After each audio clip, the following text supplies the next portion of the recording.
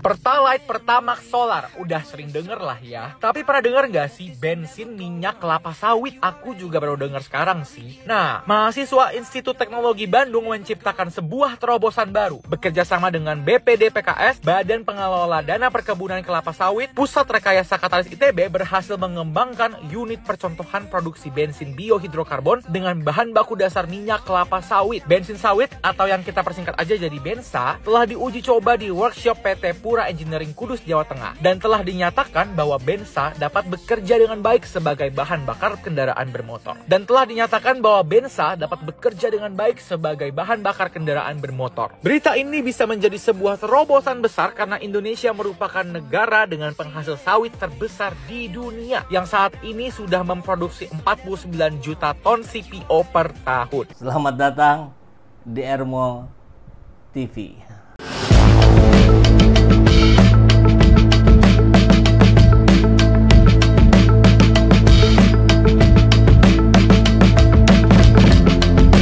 Bersama saya, Saiful Zaman, kebaikan yang terorganisir akan selalu mengalahkan kejahatan.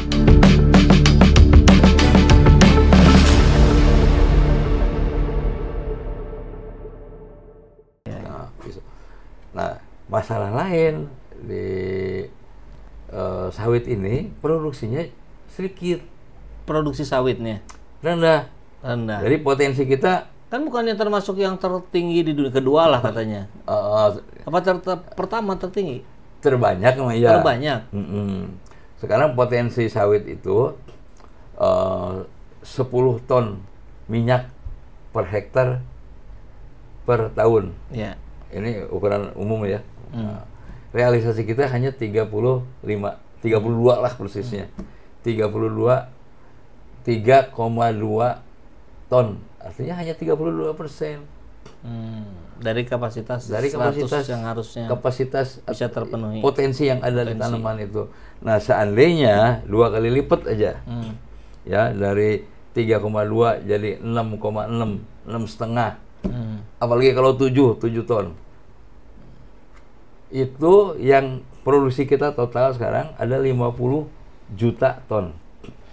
50 juta ton kalau 2 kali lipat atau lebih jadi 120 juta. Bisa dengan teknologi loh. Teknologi. Jadi gini Kang Ipul, ini Kang Ipul kan bukan orang pertanian ya. Tapi pasti tahu kalau tanaman nggak dipupuk, gimana buahnya? Ya logika aja itu mah ya. Kan buahnya nggak ada atau sedikit lah. Di sayurannya nggak dipupuk, ya daunnya kurang bagus. Ini di sawit yang namanya perkebunan besar, ini perkebunan besar nih, yang modalnya miliar-miliar semua, banyak yang nggak dipupuk. Alasannya?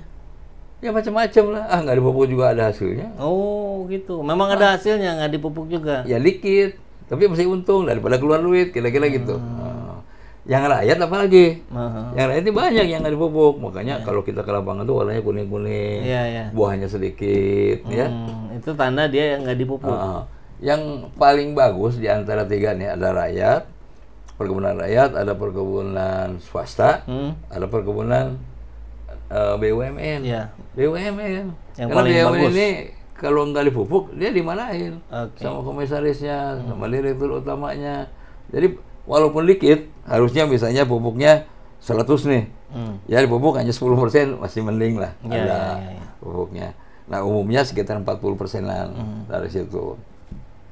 Nah jadi sebenarnya ini mah gampang banget nih kalau Pak Prabowo mau. Solo aja semua kebun sawit harus dipupuk.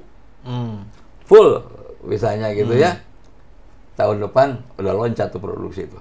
Dari 50 juta ton kali 2 kali 3 kali 2 lah minimal. Kali 2 lah jadi 100 cukup untuk biodiesel sampai B100 cukup.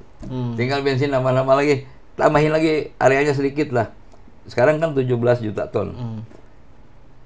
Yang sudah disetujui, sudah ada izinnya itu ada 20,5 juta, katakanlah 20 lah.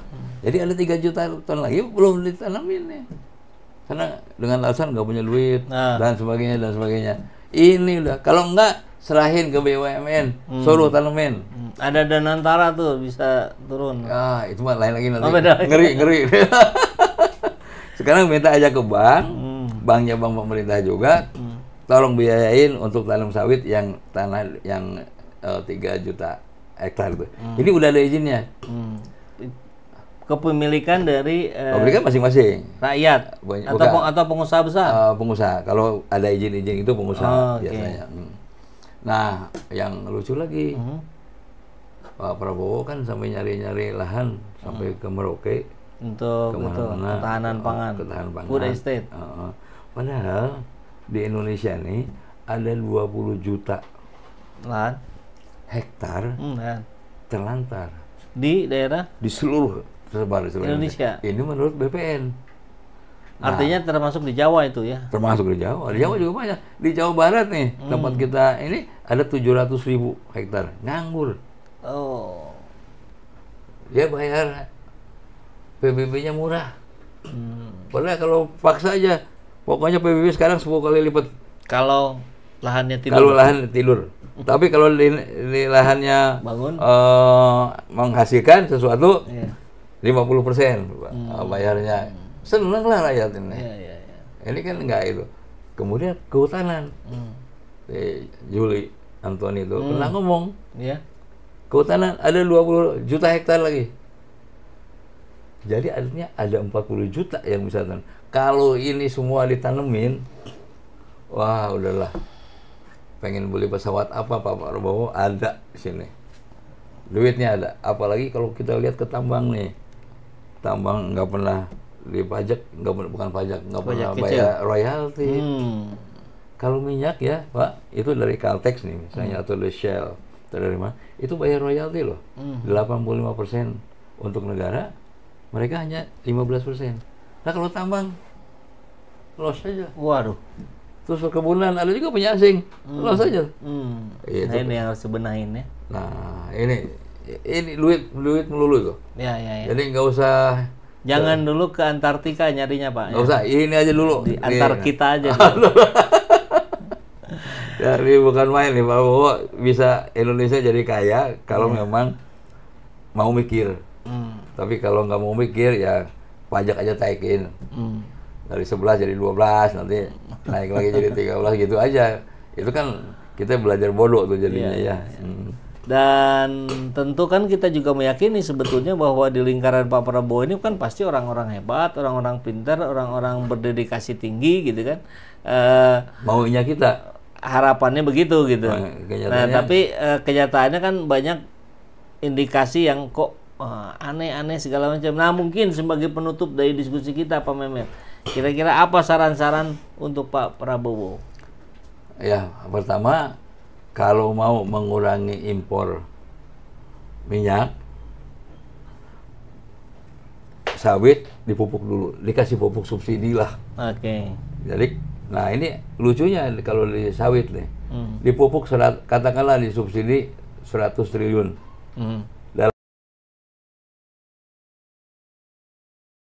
Jadi untung, pemerintah tuh untung. Yang 200 triliun masuk kas negara loh. Ya. Itu jadi yang 100 keluar dari kas negara, yang 200 jadi hitung-hitungan kalau bulan Januari ini kita ngasih uang 100, bulan Desember atau Januari akan datang masuk lagi. Ya. Itu yang kedua ya. Yang pertama. Nah, jadi dengan adanya sawit ini bukan ekspor yang ditinggiin. Ekspor tetap aja jagalah sekitar 20 sampai 25 juta ton setahun. Udah itu jangan diganggu lah. Nah yang lainnya nih kalau itu bikinlah untuk biodiesel, biogasolin kurang ya. Yang kedua suruh Pertamina untuk cari tempat-tempat minyak ngebor lagi yang baru-baru. Tapi karena risikonya begitu, jangan dianggap korupsi, jangan ditakutin karena itu risiko dagang, risiko bisnis minyak ya seperti itu. Ya, kalau kita bisnis pertanian misalnya atau perkebunan, dia makan babi. Ya, resikonya ya, selalu ada hama itu ya. Nah, kalau di minyak yang itu nggak ada, tapi begitu ngebor belum tentu jadi. Nah, itu jangan takut-takutin itu, biar aja. Supaya dari 600 barrel per hari, 600.000 barrel, minimal jadi 1 juta.